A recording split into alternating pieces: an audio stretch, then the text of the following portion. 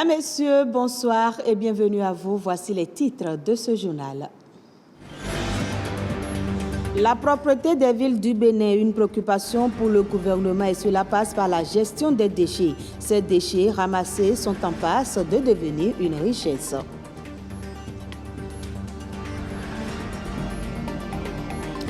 Plus de 3 millions de personnes sont victimes du cancer de la peau sans ou avec mélanome chaque année. Contrairement aux autres pathologies cancéreuses, la prévalence de ce cancer a explosé depuis les années 80. On parlera aussi des panneaux solaires photovoltaïques qui permettent d'avoir une consommation d'électricité responsable, une option pour l'autonomisation énergétique censée réduire les dépenses liées à l'électricité.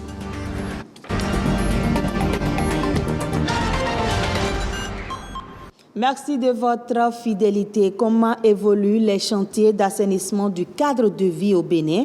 La propreté des villes du Bénin est au cœur des enjeux. Cela passe par la gestion des déchets. Vous allez le voir, ces déchets sont en passe de devenir une richesse. C'est à voir dans la petite enquête de Jean-Claude James, Donatien Falala et Oded Dossou. Le Bénin se métamorphose et l'insalubrité est devenue une préoccupation majeure pour le gouvernement.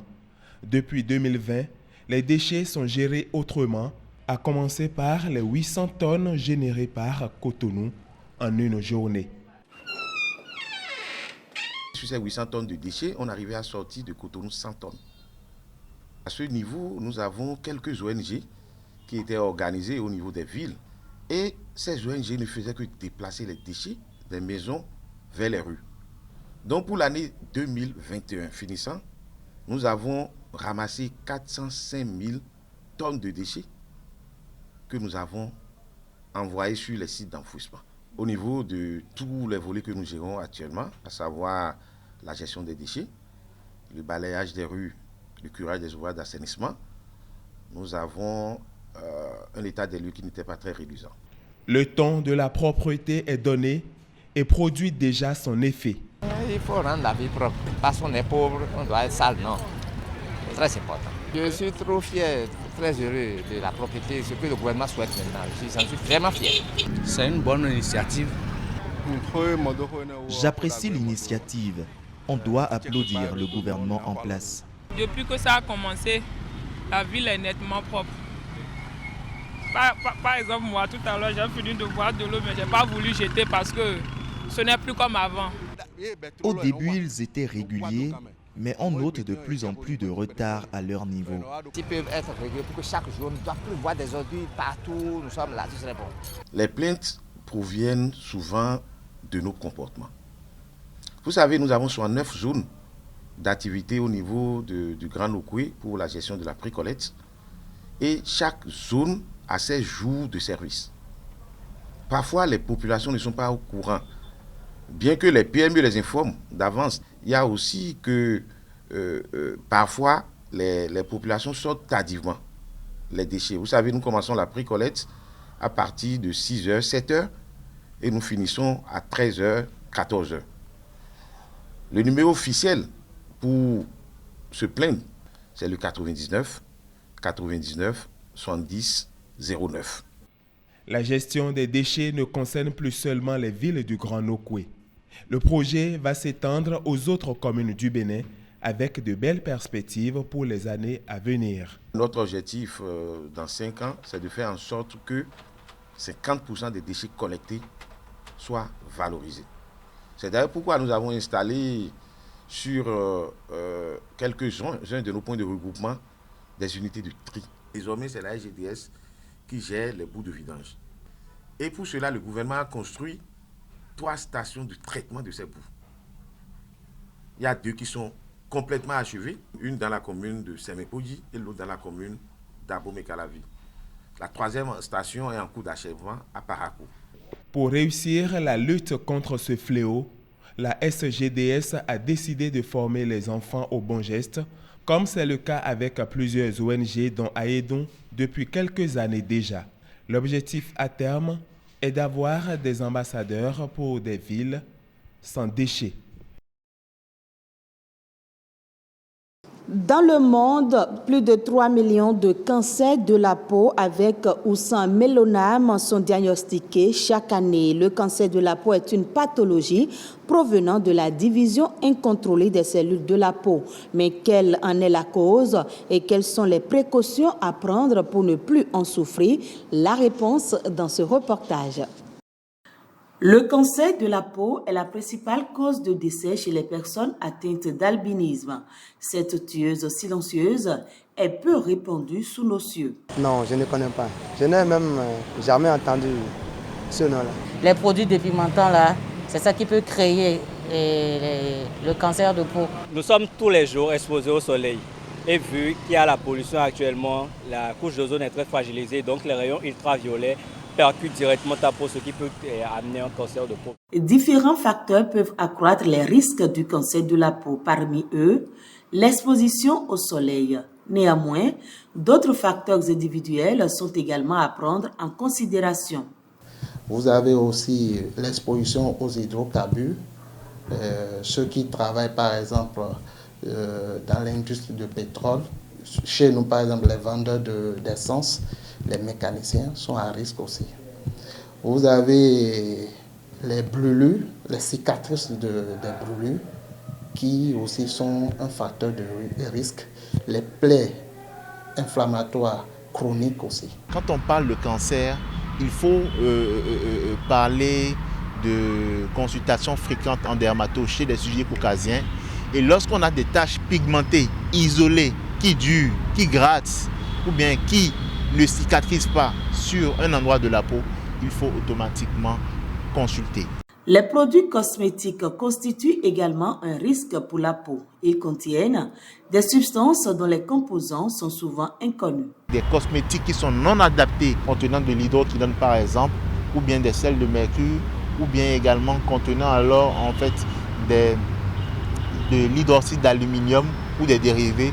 On peut avoir à long terme des cellules en fait qui perdent donc alors leur renouvellement spontané. Tôt la maladie est détectée, mieux la prise en charge est efficace. Plusieurs traitements sont disponibles pour traiter le mal. La chirurgie qui est le traitement principal. Vous pouvez aussi avoir la radiothérapie lorsque la chirurgie ne peut pas intervenir. Lorsque vous avez une tumeur large où la chirurgie sera délabrante, on peut passer par la radiothérapie. Et dans les cas de métastase, c'est-à-dire que vous avez la tumeur dans d'autres régions, loin de la tumeur primitive, en ce moment on utilise la chimiothérapie. Une petite plaie qui ne guérit pas, un nodule rosé ou encore une sensation de brûlure ou de démangeaison. Autant de symptômes qui doivent interpeller. Selon les spécialistes, une prise de conscience des populations est nécessaire pour améliorer le diagnostic précoce du cancer de la peau. Je l'annonçais dans les titres, en pleine expansion depuis quelques années, l'énergie solaire représente aujourd'hui un enjeu majeur pour le développement des énergies renouvelables. Le Bénin l'a compris et a fait l'option des panneaux solaires photovoltaïques. Mais ce choix est-il une alternative crédible au déficit énergétique? Faustin Daito, expert en énergie renouvelable, nous entretient sur le sujet.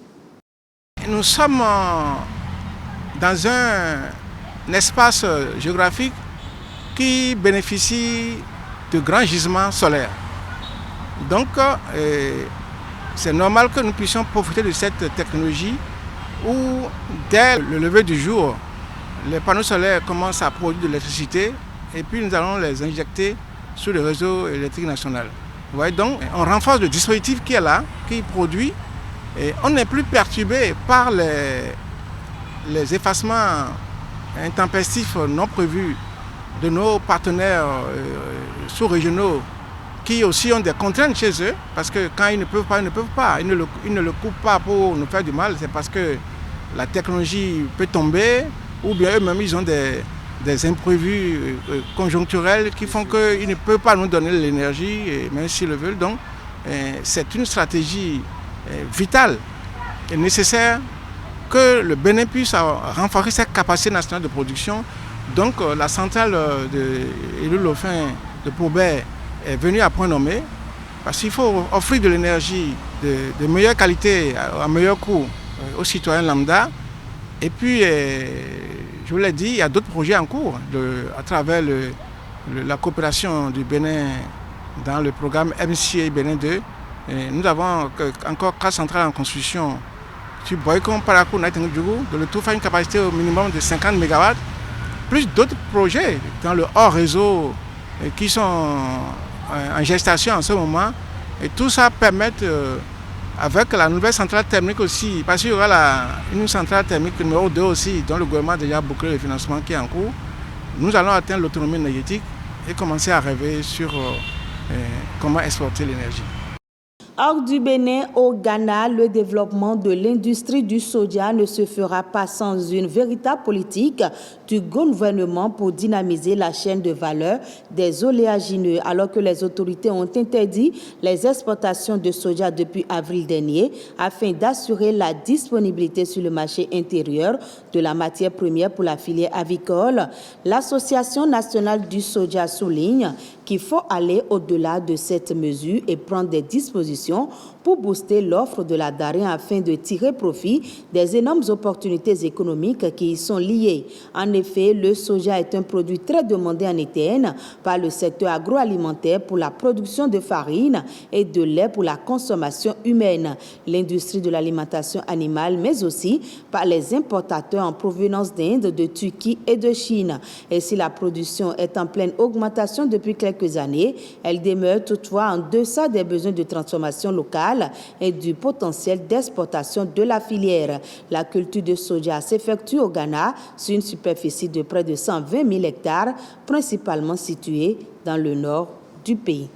Et le reste de l'actualité à l'international, c'est dans Eco Inter avec Charlène Kendiro.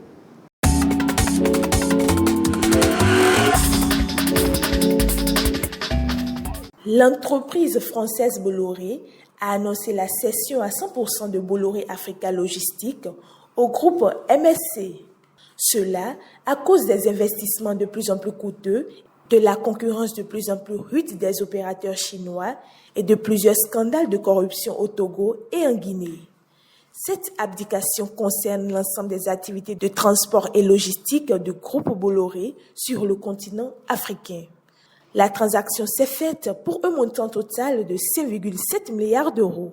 Cependant, cette cession ne signifie pas la fin de Bolloré en Afrique. Le groupe précise qu'il conservera une présence importante sur le continent à travers Canal+ notamment et ses diverses activités dans la communication, le divertissement, les télécoms et l'édition.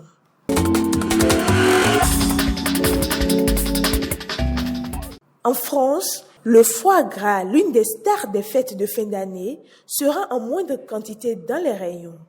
Les Français devront partager les quantités disponibles pour les fêtes et la situation sera également identique pour les consommateurs des pays étrangers qui l'importent.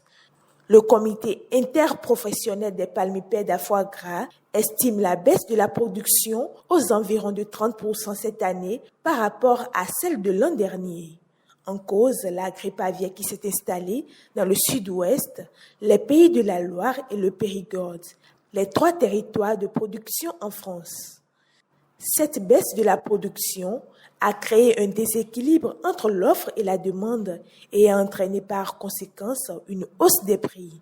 Un vrai séisme pour la filière qui représente 100 000 emplois directs et indirects en France.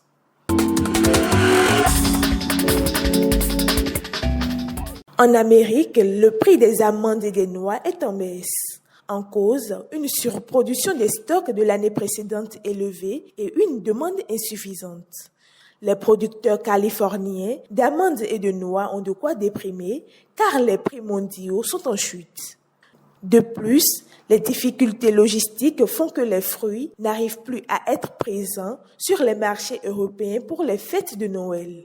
La récolte de cette année, qui n'a été que partiellement commercialisée, devrait venir à son tour grossir les stocks en 2023.